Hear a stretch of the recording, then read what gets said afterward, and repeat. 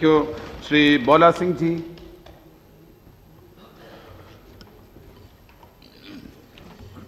सभापति महोदय, जो केंद्रीय विश्वविद्यालय संशोधन विधेयक उपस्थापित है उस पर सदन विमर्श कर रहा है। मैं भी उसमें भाग ले रहा हूं। श्री कपिल सिब्बल नाम है एक उर्वर कल्पना का। श्री कपिल सिब्बल नाम है विकसित समाज को विकासशील समाज में अधिष्ठाता करने की तमन्ना का।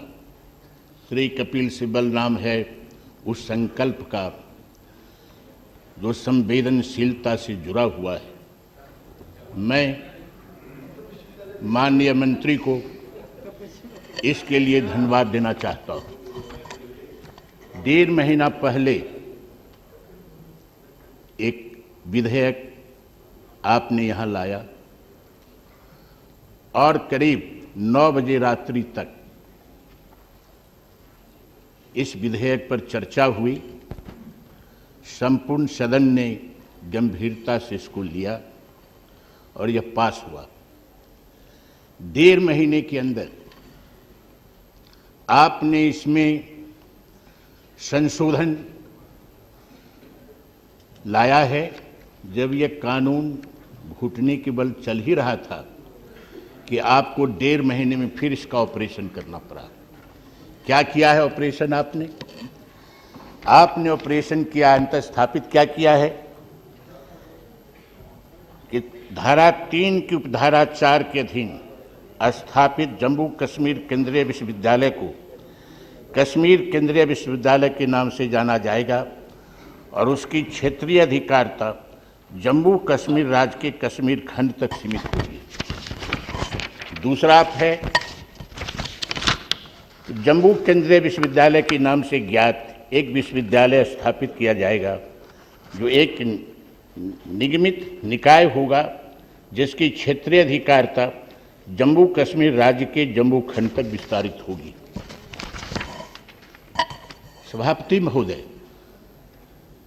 मेरा जहां तक अध्ययन है और मैं जहां तक जानता हूं, आज तक कोई ऐसा विधेयक बना, कोई ऐसा विश्वविद्यालय बना जिसकी सीमा निर्धारित की जाती हो।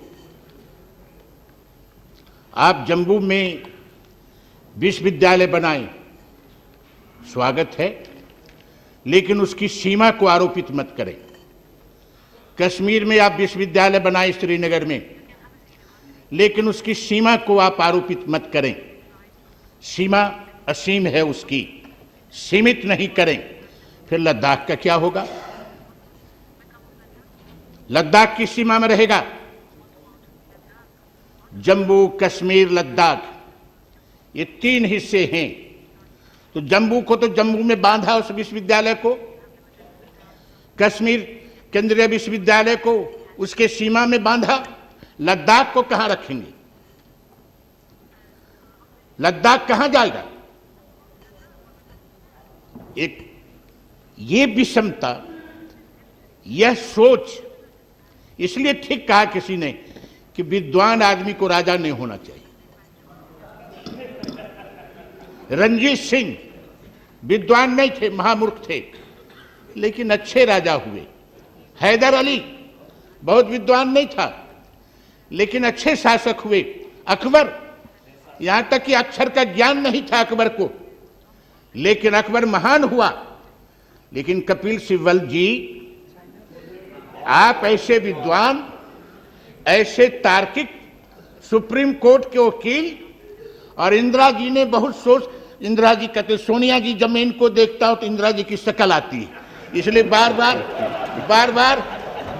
मैं इस बात को बोलता रहता हूं।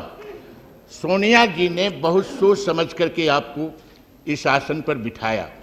इसलिए मैं समझता हूं कि यह मैं स्वागत करते हुए आपसे कहना चाहता हूं कि इसकी सीमा को आप समाप्त करिए।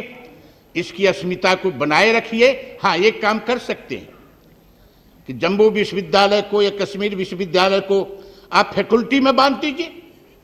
उसकी जो क्षेत्रीय विशेषताएं हैं, उसका जो भूगोल है, उसका जो इतिहास है, उसकी जो स्थानीय विशेषताएं हैं, आप उसके साथ उसको बांधिए, लेकिन ताकि सारे देश के लोग वहां जाकर के पढ़ें। इसीलिए उसकी सीमा को आप क्षेत्रीय सीमा में इसको नहीं बांधिए।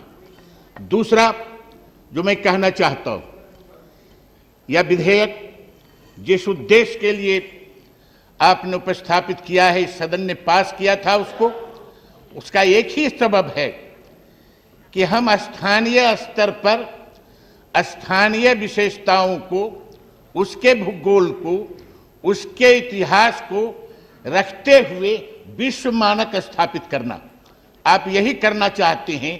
और इसके लिए आपने यूरोप का दर्शन किया। महोदय, सोवियत यूनियन मुझे भी जाने का अवसर प्राप्त हुआ। हमने वहां जाके देखा, एक विद्यालय में जहां मैडम विक्टोरिया बैठी थी और मिस्टर लेनिन का एक स्टैचू लगा हुआ था। मैडम विक्टोरिया ने कहा कि ये मेरे पिता हैं, मैं इनको पीठ दिखाना नहीं चाहता हूं। तमाम तरह के रंग बिरंगे आर्टिकल्स थे। हमने पूछा ये क्या है? उन्होंने कहा कि जो बच्चा अगर उसने किसी धार्मिक पुस्तक को उठा लिया तो माना जाएगा कि उसमें धार्मिक प्रवृत्तियां हैं। अगर उसने कलम दबात को उठा लिया तो माना जाएगा कि उसमें ज्ञान की रश्मियां उपस्थित हैं या उसमें संचालित हो सकती हैं।